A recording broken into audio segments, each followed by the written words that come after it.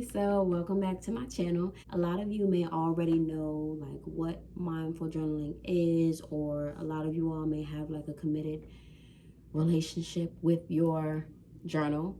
But for those who do not, this is just a little bit of information about mindful journaling from my perspective. If you're interested in that topic, please stay tuned.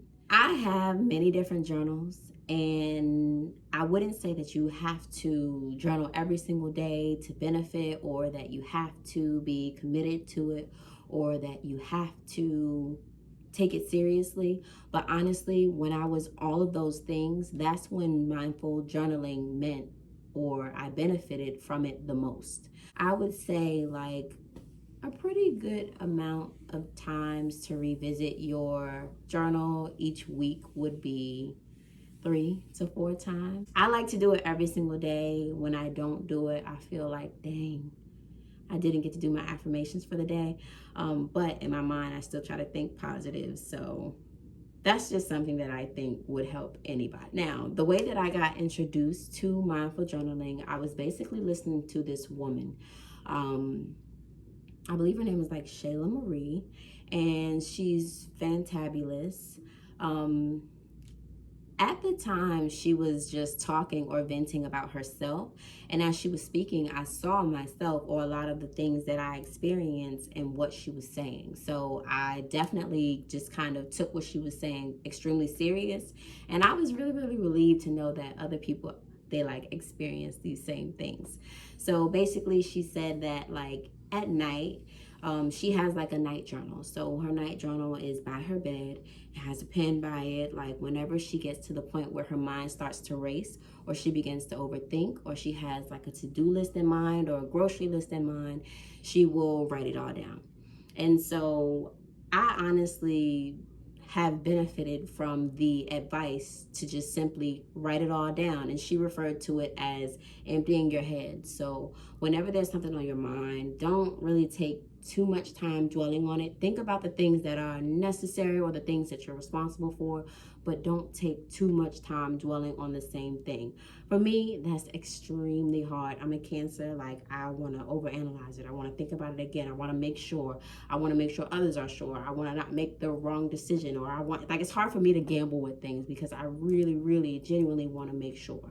At the end of the day, being too much of an overthinker can put a lot of weight on your mind and the things that we already naturally go through. So I am like a huge supporter of writing it all down. I know in all of my videos I have the same journals, but you all have to understand how important mindful journaling and journaling is to me. So with this journal, I got it from like Walmart for like $2. I don't even really remember how much I paid for it, but the print was like extremely important to me. I carry my journals and things like that with me everywhere I go, every single day. So I need something nice to look at. And plus, when it's cuter, like, you write in it more, I'm not gonna lie.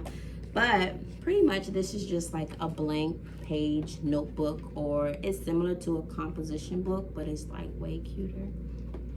And it may be, I feel like it's college rule, but I'm not sure.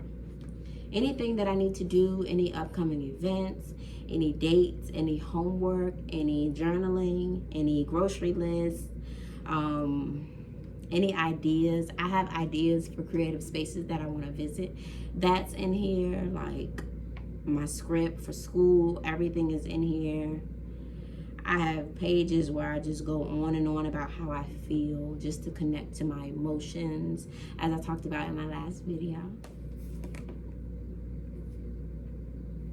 Why y'all thought y'all wasn't gonna see it again? This is my mindful journal. This is my affirmation book. This is my Bible. This is my all that. Okay? So, but no, sincerely, having 2 different types of journals, it gives you the best of both worlds. You can stay on track, you can stay positive, you can stay connected to a vision in a detailed and path-driven book. You can let it all hang out. You can do whatever you want to do. what? Like anything that is impossible or you feel like you can't say, you can write it down. You can, anything that you can't do at the moment because maybe you're at work or maybe you're confined to a previous agreement. Whatever, you can just jot it down. It's these together are, it's like salty and sweet, or like sweet and spicy, or like fruity and sour. It's I recommend it. Something that brought me to meditation is nightmares. That may be too much information, but I cannot tell a lie. I would have nightmares, and I feel like when I look back at it, I think that like my intuition was giving me something that was so black and white that I chose to ignore and work through for so long, that changes had to be made. But at the same time, I was able to decide for myself what direction I wanted to go in. Okay, I experienced these things at night. I don't know if it's because I'm overcrowding my mind with things that I may be ignoring or whatever, so I write those things out. I also, before I go to bed, it's a thing where I'm just like, telling my body I don't want to dream about that. I want to dream about these things. I want to dream about me being successful. I want to dream about me living in my truth. I want to dream about me being on my path to healing. I literally was like, look, I don't want to dream about that tonight. I don't have any time for that. I want to dream about these things. I want to see myself in a different light. I want to see myself in a different type of love. I want to see myself being safe. So I know that may be like a lot, but at the same time, it's a real thing that I experience. So just making a decision for yourself and intentionally writing out who you want to be. I remember meeting with a life coach, and she basically asked me the golden question: where do you see yourself in 5 to 10 years? And so I saw myself perfectly. I saw the vision. And when I told her my vision, she was like, well, you don't do any of those things. What type of work do you do? Well, that's nothing like what your vision is. And then I was like, damn, you're right. So after that moment, taking out pen and paper and just having a vision for who I saw myself to be, or where I saw myself in 10 years or 5 years, it was like, okay, I have the cookie cutter of what I can see for myself. And now I have to align some ways to get to that point. And mindful journaling was like really, really one of my most helpful tools. I did do other things, but that's not really this video. And so when you start off with your mindful journaling, if you don't really know what to write or what to say, you always can take some time to write out how you feel. You always can take some time to write out what you're grateful for. And you can always brainstorm a vision for yourself. I remember it was this quote, and I'm not really sure who it was by, but they said that you can either be defined by a vision or an emotion from the past.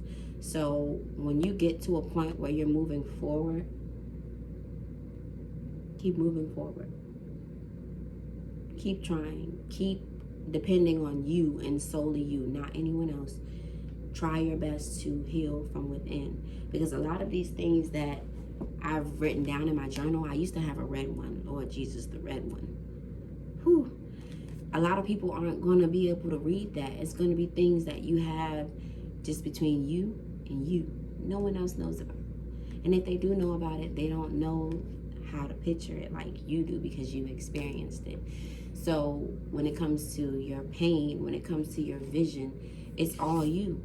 And once you write it down, it's power in the pen. It's power in the paper. It's power in believing what you say after you say, I am. So I hope that you all take some time to just write down whatever it is that it needs to be. And a lot of times you're like, I don't want nobody to find my journal and read it. Hey, look, if you find my journal, I hope you got aspirin nearby. I hope you got a respirator. What's those things that when you die in your heart that they hit you with the thing? What are those things called? I don't know. But Lord, you at your own risk. You can't really worry about those things. Even when you have a significant other. If you're with someone that reads your like diary or whatever, number one, that's an invasion of privacy. And number two, if you can't share a lot of things with them, then you may want to just reevaluate your healing process or reevaluate your relationship. So I'm not no guru, and I